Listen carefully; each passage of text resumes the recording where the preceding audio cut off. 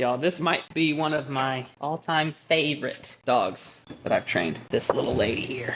Not only is she brilliant, she is also adorable. And I am not above loving adorable. I love my big dogs, but honestly, the more I've worked with dogs, small dogs are just nice. Any issue a small dog has, it's not as bad as a big dog. I've actually become super biased towards small dogs the longer I've worked in the dog industry. And they work just as well as big dogs, but they're just not as troublesome, you know? All right, you wanna work? Break. Let's show them, honey. Let's show them how we do. Good. So I wanted to go on the place bed and lay down on her own, and she'll wait sometimes to see if I'll bring out food. Place. And so I'll wait until she lays down on her own. Good. And then I'll pay for that.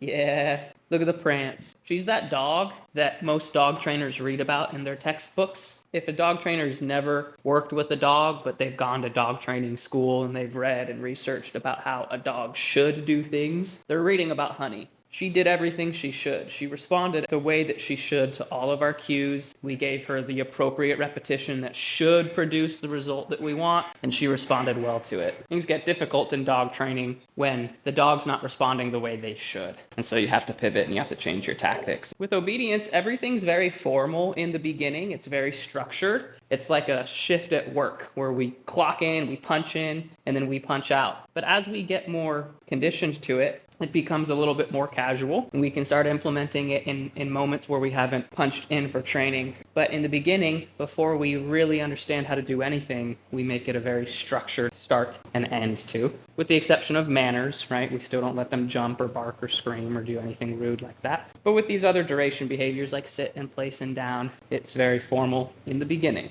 That's why I do these board and trains, because the amount of time that it takes to get you what you want from your dog, you usually don't have the time for, because you can maintain obedience so much easier than you can train obedience. Maintaining something a dog's been taught compared to teaching something a dog doesn't know is so much easier for you to do when you have family and kids and work. My back kills me when I'm working with her because she's so itty. We're always super light with leash pressure in general if we can be, but with these small dogs we're especially careful because they only weigh, she probably only weighs 10 pounds. It would be very easy to put 10 pounds of pressure into that leash without really even thinking about it. She's picked it up so fast though. Small dogs train just like big dogs do.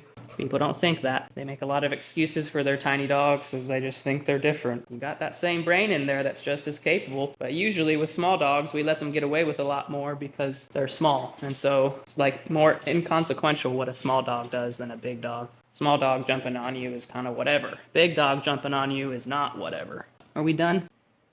Break. All right, let's go poop.